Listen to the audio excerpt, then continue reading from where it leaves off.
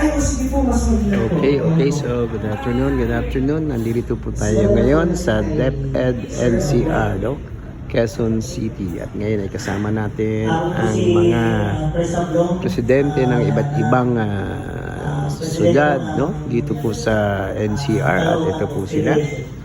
16 representative of city, no? 16 different city. Dito po yung mga federated president, no? So kasama po natin lahat sila, Malabon, Pasig, Quezon City, Manila, Taguig, Muntinlupa, nandito po sila lahat, no? So kompleto po tayo.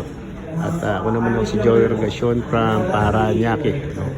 Yan, so yan po ang ating mga opisyalis na ating federated Parents Teacher Association NCR, no? At hindi ko lang po malaman kung magkakaroon po tayo ng eleksyon itong mga darating na panahon.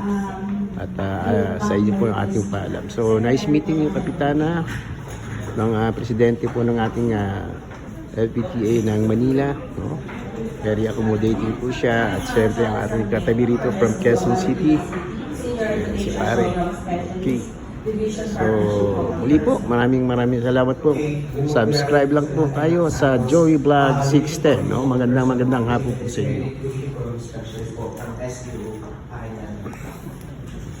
Good afternoon po to everyone. I'm Dr. Rodrigo Lamamino, the Education Program Specialist Pare. SDO Malabon City. Yan, ang aking presidente ng ating Quezon City. Good afternoon.